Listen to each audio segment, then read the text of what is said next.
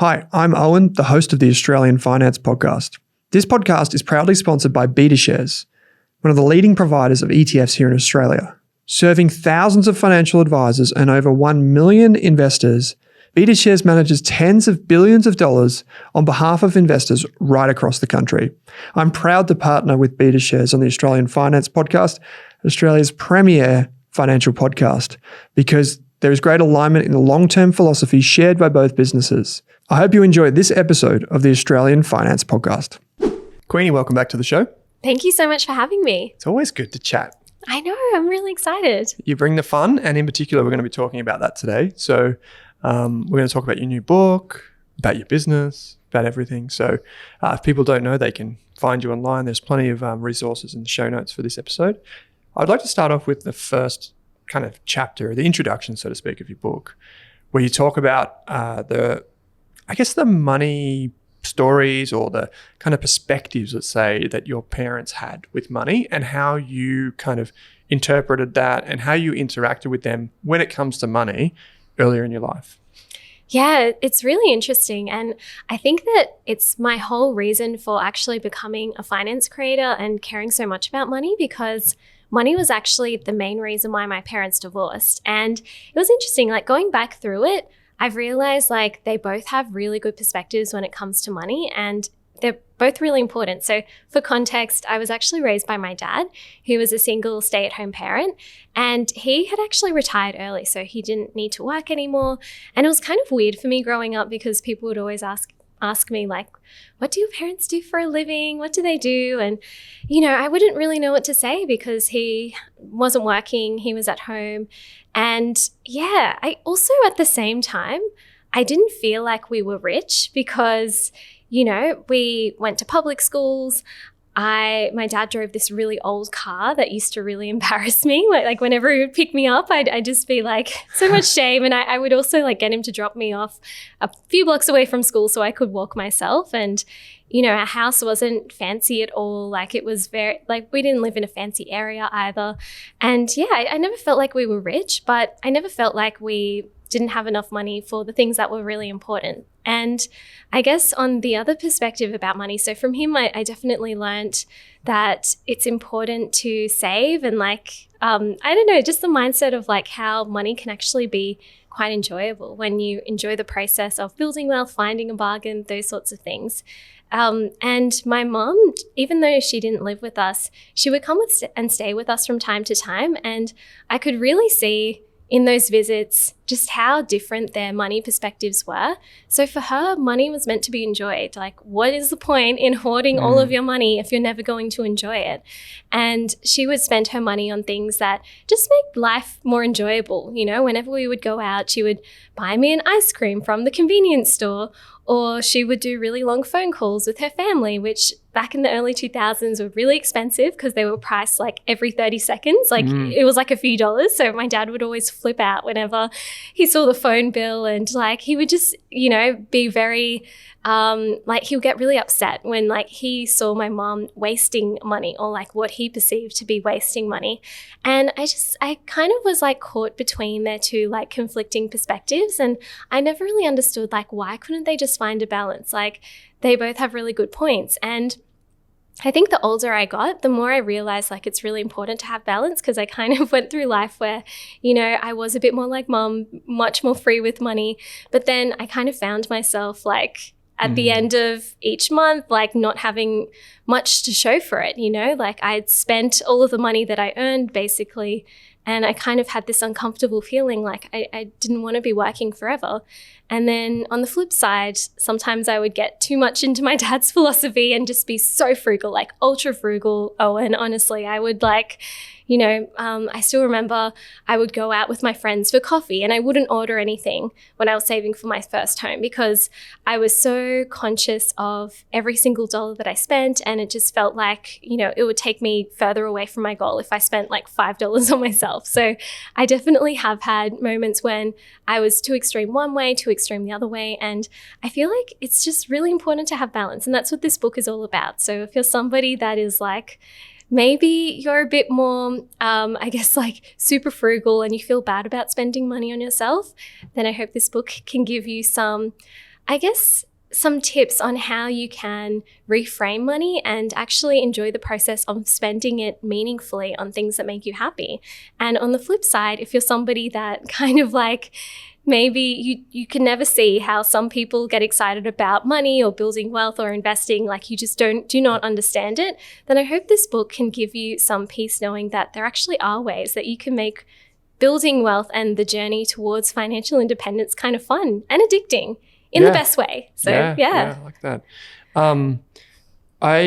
Was your first job at McDonald's? Yeah, it was. Because I read in the book that you were getting your $10 an hour or whatever it was, and that's when you kind of realized that maybe you could do more with money. There was like a moment where that happened. Can you talk to us about that? Yeah, so I got my first job when I was 14 at McDonald's, and I was really excited because for the first time I was earning my own money, and it just felt so good not having to ask my dad for money, because it was just like, it was a whole thing. If I needed $20 for something, or if I just wanted to go to the mall to watch a movie with my friends, my dad would be like, what are you going to use this money for? Like, blah, blah, blah, blah. And it was just horrible. So I was so glad I could finally earn my own money and spend it on whatever I wanted. But yeah, on the flip side, I was spending like all of it. And although it did make me happy in the moment, a lot of the things that I spent money on was kind of wasted, like maybe on clothes that I didn't even wear anymore. Skincare I didn't even use. So I definitely started to learn a bit. It took me until I was about 19 to really get everything together when it came to finances. It was when I actually moved out of home, and money was really tight back then. I remember I was earning $400 a week, and I had to pay for rent and groceries and textbooks for uni, and it was just like, it was a very lean, very tight budget. And I think once I started to earn more money in my career, when I first got my first full-time job, I finally had a bit of money that I could put aside towards savings and investments. And I guess I was really lucky because I already knew what was possible in the world of investing. Like, I saw my dad not having to work. So I was like, maybe there is actually something in this, because you don't have to be so frugal, and you don't have to not enjoy yourself at all and don't spend any money, kind of a bit like how my dad was. Like, you don't have to be so extreme. You can have a bit of balance, but also I do see the point in setting yourself up for the future, so you don't have to be working in a job that you hate forever, and you don't have to feel that insecurity. I don't know, that insecurity that you feel, like just worrying, what if I'm fired one day? What if something happens? I never wanted to feel like that. So yeah, I started putting my money to work, and the rest is history. I never thought that I'd get to the point where I am today. But yeah, it's crazy. Do you remember another thing you talk about in the book is a conversation, I think it was more recent maybe, a conversation you had with your dad? Do you know the one I'm talking about? Yeah. Can you relive that for us? Yeah, of course. So it was actually the whole inspiration for the book. I didn't want to put a book out there that I wasn't super happy about and something that I felt like has already been said. But this one perspective, honestly, it blew my mind when I had my dad over for dinner one day, and we were both really excited talking about money, basically. So I was telling him about how I had just started an investment portfolio for my baby girl. She's 1 year old, and I started investing for her, and I was telling him like, oh my gosh, I've set up an investment portfolio for her, and I'm like putting a bit of money aside, so one day when she's old enough, she can have access to it. I was so excited. And then my dad was also saying like, oh yeah, like, the front yard is a bit of a mess, and I hate cleaning up, and like there are so many weeds, so I'm gonna hire a landscaper, and like they're gonna do all these things. And I called up these 3 different companies, and he was just basically talking about how he had this project, and he managed to find a really good landscaper that was a lot cheaper than the more expensive landscaper that he initially found.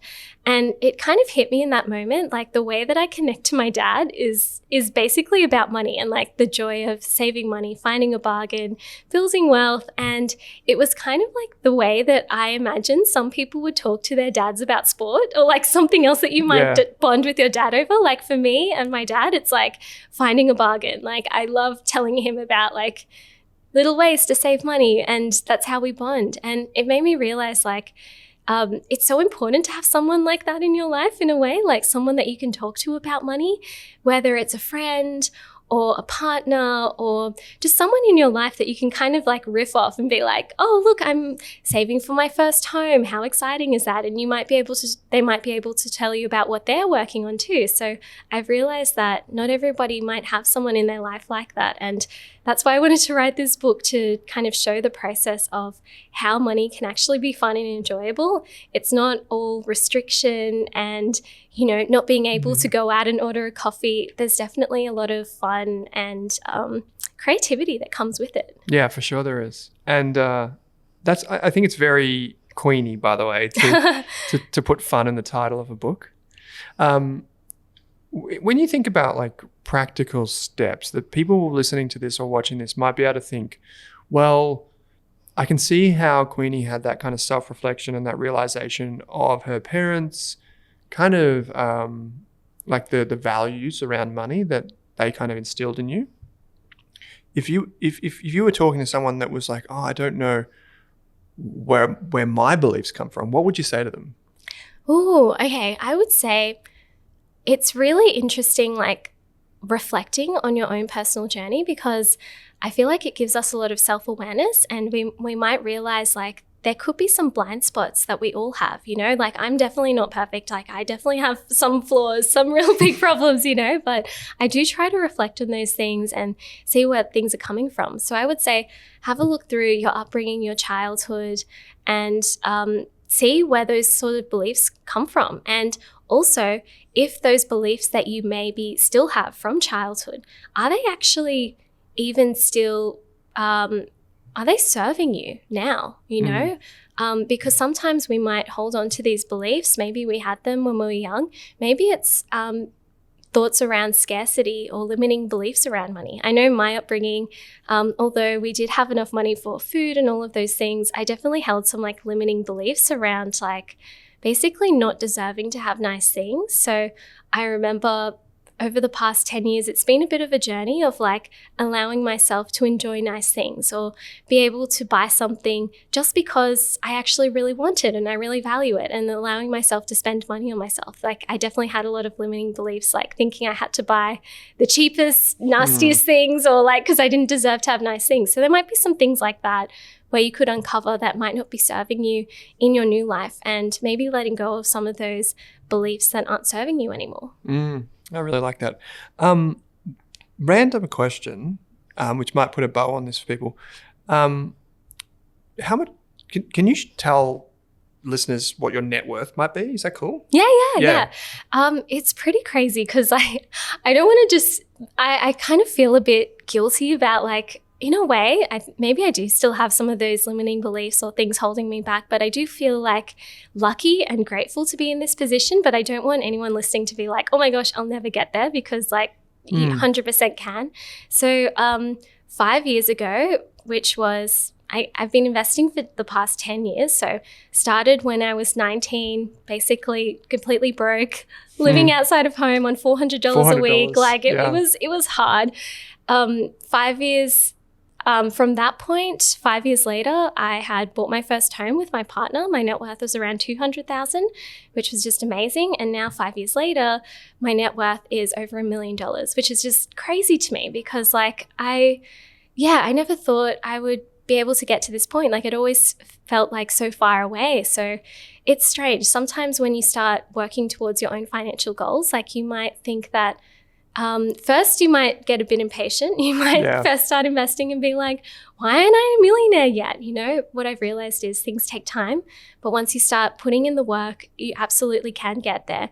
It might take a bit longer than you think, but then once you get to that point, it might feel like it's gone a lot quicker than you also expected as well at the same time. Do you find that as well? Yeah, I think like Charlie Munger used to say the first million was the hardest, which is a bit of a funny joke. Even a million for most people is like super scary, right? 100,000 for a lot of people is scary. I tend to kind of dial it back. And I think like for most folks, if don't think about like full retirement, maybe think about $100,000 of net worth or $10,000 of net worth, just anything really, which I'm sure we'll talk about in a minute. But like, I think for most people that listen to this show, I think the idea of $100,000 would be amazing for a lot of people. So to get to that point means that you also don't have as much debt as you do assets. So that's how you get to net worth, right? And I think that I know you do a lot of work with Perla, and as do we, but the social media game from Perla is awesome because there's they share these memes when it's that feeling when you get $2.42 hit your bank account from a dividend, and it's the fun part of that is everyone starts with $2 in dividends, right? But I feel once you get to $100,000, a 5% dividend yield is $5,000, and all of a sudden it's not $2.40 anymore. It's serious money, and you're I can really see this working. And as you go on, you get more and more into it, if that makes sense. Do you know what I mean? And I see that. I really see that, and particularly with people like yourself, like Tash, other great people that are educating people on that idea. I think that you can really see that playing out in the communities that you fostered as well, which is really nice to see. Oh, absolutely. And it's the key is getting excited about those small wins, because at the time you might feel it's just $2, but that builds momentum, and it's just crazy. It's one of those things, the first $100,000 is the hardest, like you've mentioned, and then it just gets easier and easier. So if you can stick it out during that really difficult slog, which is the first $100,000, the next $100,000 is just going to be so much easier. It's really a snowball. I actually have this concept when I was breaking down the numbers of compound interest and the first 100,000.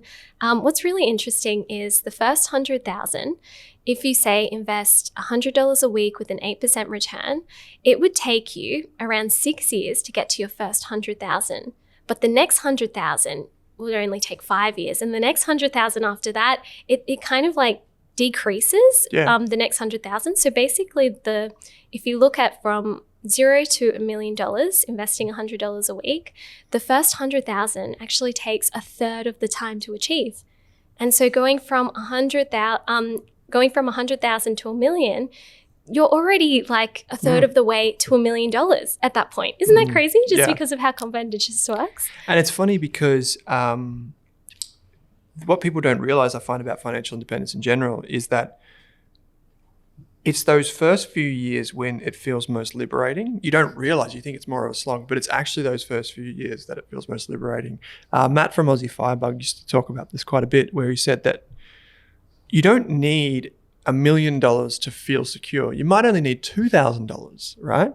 So for most people to get out of a bad situation, that's probably what they need. Maybe they need 5,000 or whatever, but you don't need $1 million.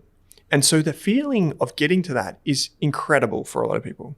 But the feeling of getting from $1 million to $1,002,000 is not really noticeable. No one really cares, right? So my point is that you get so much positive energy from the first amount of savings that you get. So people listening to this shouldn't be overwhelmed by the progress or the lack of progress, because that is empowering. And then you'll start to learn and you'll make mistakes, and that's okay, and you'll keep going. And I think that's all just part of the journey. I do have a question here, which you've talked to me about it before, but you're the only person that I've ever heard talk about this, maybe Pablo as well. This idea of a shadow self, and you talk about this in the book. What's that about? Yeah, this is really interesting. I actually learned about this in therapy. So I was and I was curious about what is this that my therapist told me about. So I started doing more research into it, and it's really, really profound. So basically there was this psychologist, Carl Jung, who was a very famous psychologist. He basically coined this term. So basically we all have a self that we're happy to show to the world. So this might be the happy Owen podcast self that, he's happy to show this self to the world. But then there might be an Owen that is his shadow self that maybe he's not so comfortable showing to the world, and these could be the hidden desires, or things that we just feel a bit uncomfortable to show the world. And they might not even be a bad thing. That's the thing about the shadow self. You think that it's embarrassing or shameful or whatever. That's why you hide it in your shadow self. But actually, when you start to tap into your shadow self, there are actually some really positive things about it. So yeah, I started to do a bit of self-reflection and what is this Queenie shadow self? Like, what am I hiding away? And I think one thing that I was kind of embarrassed or felt a lot of shame around was just allowing myself to be a little bit selfish sometimes, I would always, and the way that you can actually see traits about your shadow self is look around and see what are the things that you judge about others, because the things that you think about others are basically a reflection on how you view yourself. So one thing that I would always judge people about is people that act what I deem as selfishly. So let's say we're at a restaurant and there's a bowl of chips in front of us and like there's one more chip and I'm looking at it and I'm like, I really want to take that last chip. I really do. But nope, someone wants it more than me. I'm not going to do it. I can't do it. And then I see you, Owen, and you take the last chip. I'm going to be thinking in my head like, I can't believe he did that. Like, what a selfish person. I would never do that. And but I think what I've realized is I'm kind of a bit envious of people that are able to put themselves first sometimes. And not saying that I need to do this all the time or but it's also like allowing myself to put myself first, I think is really important. So I've realize that that's something that I incorporate in my life. So now sometimes if I do need to put myself first, it's still important to think about other people, but I shouldn't feel ashamed for doing those sorts of things as well. But yeah, it's really interesting. Was there anything that you've realized about yourself and the shadow self? As you were just talking, I was just trying to think, because that's a really good test of what do I judge other people for? I think I used to judge people for more so on the business side of things, for being really salesy. But now I'm kind of no, actually, I envy your ability to do that. People used to say to me in business, they used to say, you know your sales and your marketing is working when you feel a little bit uncomfortable. And I was like, I don't want to feel any uncomfortable, please, because I don't want to feel like it's cringeworthy. I don't want to feel like I'm really putting myself out there. But what I realized with sales and marketing in particular, Queenie, is that until you get to the point where it does feel uncomfortable, you get no sales. And if you stand 1 centimeter over that line, you get all the sales. And so it's like a serious power law. So I would always be like, hey, why is that person's business 10 times more profitable than mine? Oh, it's because, they did this and this. Oh, I can't believe they did that. But then I realized I'm like, well, I should do a bit of that. Not all of it, but maybe a bit of it. And that was a real transformation for me personally. I don't have a lot of, I think maybe we all think we're above average drivers. I think I'm very below average when it comes to judging people about money.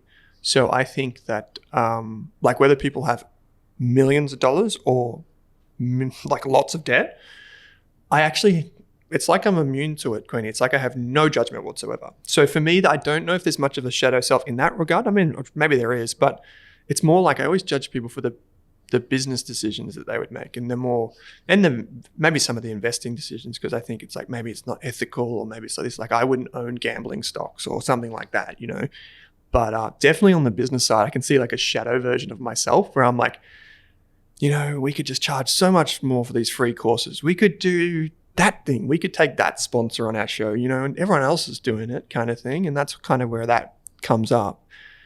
Speaking of the more business side of things, I don't know if we've spoken about this on the show. I don't think we have. You are not only an author now, you are also a founder. Can you tell us a bit about Billroo? Yeah, of course. This is really exciting because I've always wanted to start my own sort of app or software as a service company, but I haven't really, it took me a while to find the right idea, but I'm really excited about this one. The way we found the idea was we were basically doing interviews with some of our subscribers just to chat, get to know them. And there was this one interview that we did, and there was this lady there, and she was so financially savvy. She had all of the apps, that I'm sure your listeners probably have on their phones too. She was investing regularly. She was looking at her portfolio. She was saving up for her first home. She was very financially savvy. But the one thing that she mentioned in passing, she was just but I haven't found a really good budgeting app yet. That was really interesting. Pablo was the one that actually remembered that. And after the call, he was like, she said this about how she couldn't find a budgeting app. That's interesting because we haven't found one either. And I was like, yeah, that's true, because we track our expenses, but at that time we were just using a spreadsheet because we tried so many out there and we couldn't find one that really stuck. So we started to dive bit deeper into it. So first we launched like a free budgeting spreadsheet just to see how much of our audience was interested in budgeting. We had a few downloads of that spreadsheet, so we're like, okay, maybe there's a bit of traction there. And then we decided that we would, I used to work at a company, basically like a superannuation kind of like SaaS company. So I already knew developers and designers from that business. I reached out to this UX designer that I used to work with, and I asked her if she would help us with this new project, maybe like as a side hustle. She said yes, and we also started working with a developer at the same company, like one of my ex-colleagues as well. So that's when we started. Initially, we did have a bit of money saved that we were happy to invest into the business. We wanted to cap the budget at around like $20,000, $30,000, just because I knew that apps and like building software can get really, really expensive, and I didn't want to spend so much money without really seeing any traction first. So we decided we just do like an MVP, we'll launch it with this much. We started getting to work, and yeah, initially, I'm not going to lie to you, I thought it would be an overnight success. I thought it would be a hit. It did not. It was not a hit initially. There were lots of problems. I still remember the first workshop we did with some early users, and they were just trying to like import a CSV from their bank and like just see where their money went. And you would not believe how many problems there were. Oh, right. Yeah, people like, where do I get my like bank CSV, or like, why doesn't this CSV work? And we're like, oh yeah, I think the numbers and the dates are like not formatted right. And there were all these issues. And I just left feeling like, oh my gosh, there are so many problems. Like this is so much bigger than I thought. But we chipped away at it more and more. Now we're at a point where it's actually crazy. Like it took a lot longer than I thought to get here. So we've been working on it for about a year before we launched it. And then after launching it, we've been working on it for a year. So it's only been in market for like a year really. But yeah, we're at a good place where we've got quite a few customers now, a few thousand users. And I can really see like people are actually making real progress in their finances. Even one of the ladies from that workshop that we initially did, I didn't know this, but she sent me a message in WhatsApp, and she had actually been using the tool ever since that day. She's been using it since then, and she just told me that since using the tool, it's changed her life. Like she had been able to pay off her student loans early and even save a deposit for her first home, which she thought would take years for her to do, both of those things. She's been able to do it in a year. And I was like, that's crazy. That's amazing. That's so cool. Yeah, it's really cool that it's actually helping people. And it was expensive, but it was worth the investment. And I can see now it's actually starting to pay off, you know? So what's the website if people wanted to check it out? Yeah, it's billroo.com. We're building an app as well, which will be out in maybe a month or two. But yeah, currently it's just a web app at the moment. Yeah, cool. That's great. So I had a question on this, which is a follow-up, and you kind of answered it there, but you obviously, so you can call yourself an author, founder, you know, content creator, whatever you want to call yourself basically now, investor, property owner, you know, which is also cool. But say, if we just think about that business for a sec, a lot of people that listen to the show love the idea of entrepreneurialism. Some of them don't want to do it, but they just love the idea. And a lot of people are happy for other people to take entrepreneurial risk, like invest in other businesses and stuff like that on the share market or whatever.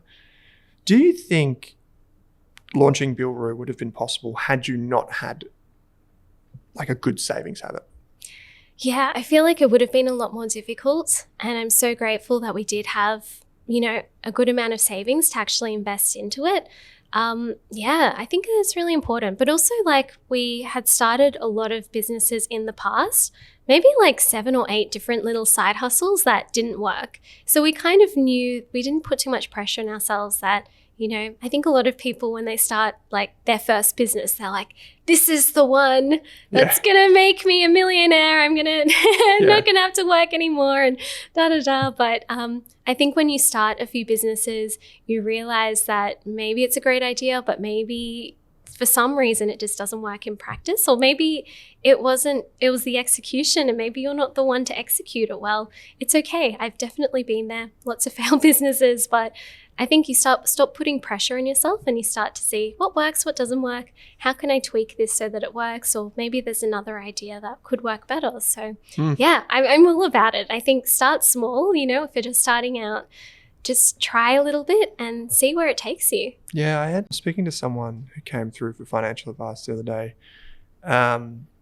And actually James and I were speaking to him the other day, and we were just talking about the idea of like quarantining your money a bit. If you have a business or an idea, like giving yourself a budget to work to could be a really helpful thing. And it sounded like you did that as well with Billroo. Like you had like a specific target for you and Pablo to add to that pile of money or that business, a bank account, so that you could at least limit your risk while you were doing it, because you did know, and then you tested it with the MVPs and stuff.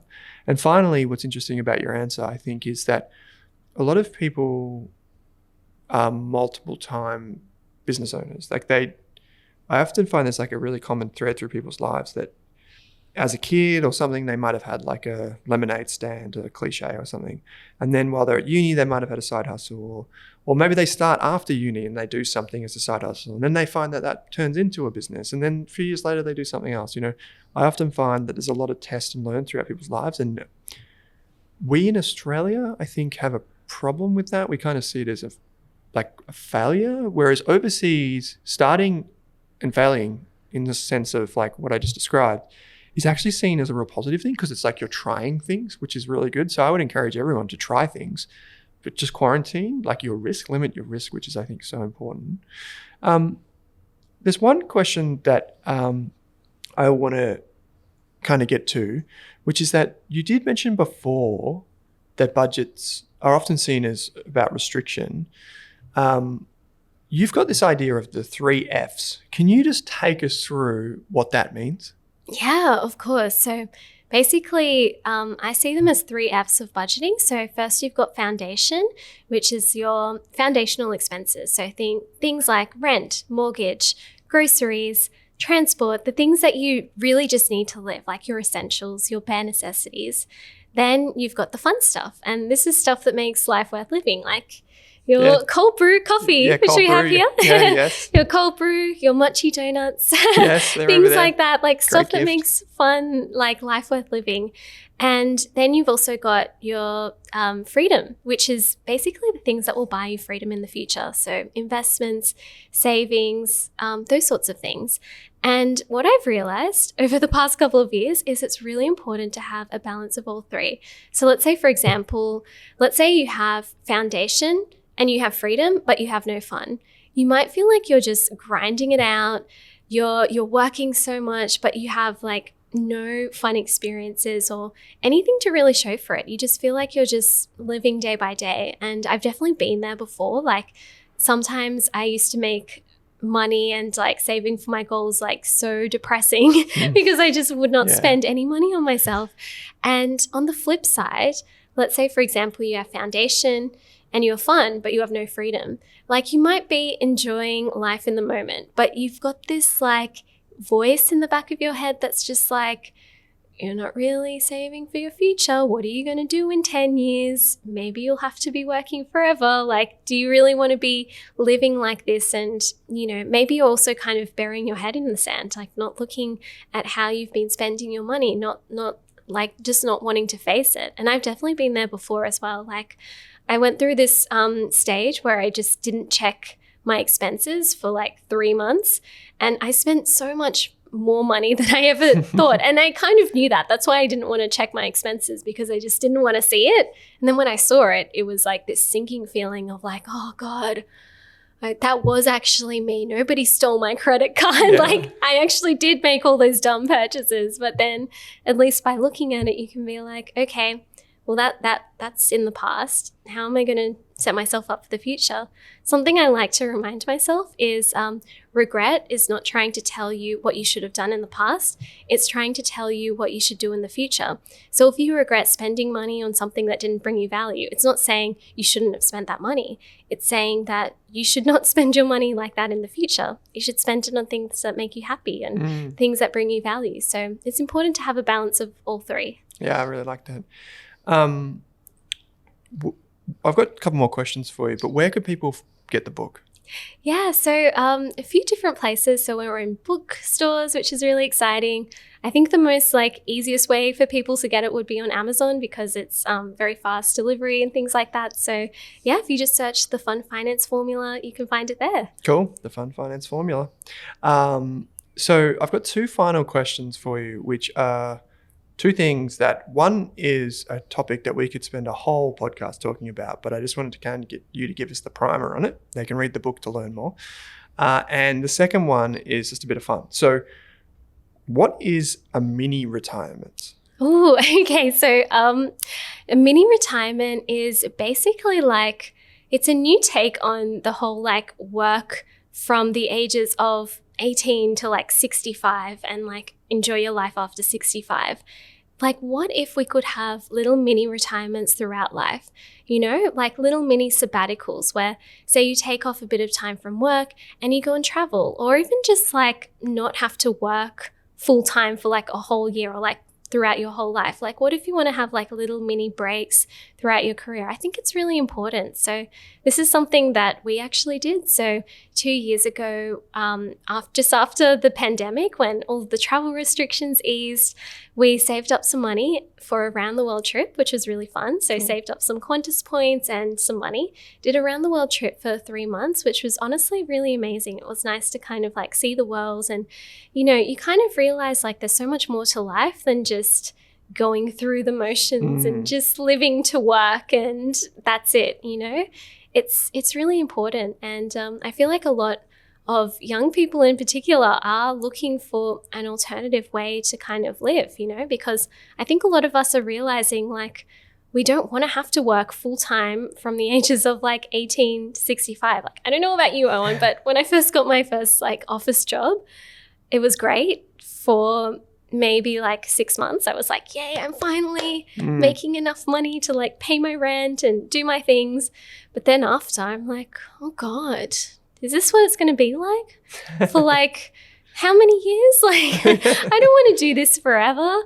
And yeah, I think that it's nice to have those little mini retirements, something to look forward to, save up some money so that you can take some time off, work on a passion project. I don't know. Yeah. Little farming project. I don't know, whatever you want to do, travel. Yeah. Yeah, I like it. So just give yourself a budget that you might save up for, and so it's something that you save, and then you have an opportunity to just basically kind of live life as you want it on your own terms before you hit retirement. I like it. Cool. The final question that I've got for you, Queenie, you always bring so much fun to the show. So I'm glad, that's why I said the book is definitely kind of, I don't know, it's I could feel the Queenie in the first introduction. Just in that story alone, you've told me similar stories before, but I could feel it in the frameworks and things that you go through as well. Why are ETFs like lolly bags?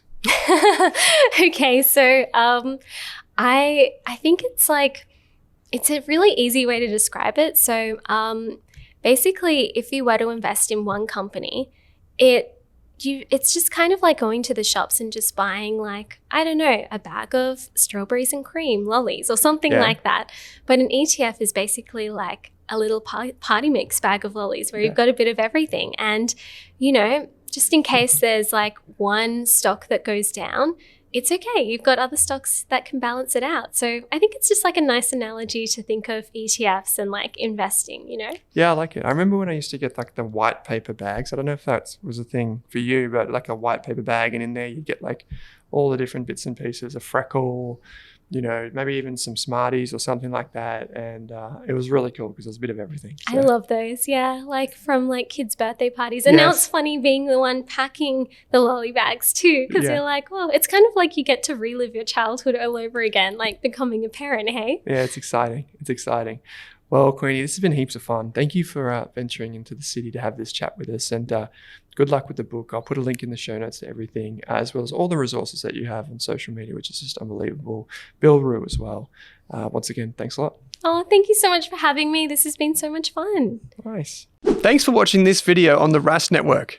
While you're here, don't forget to like and subscribe so you can get videos each and every day on business, finance, investing, and so much more.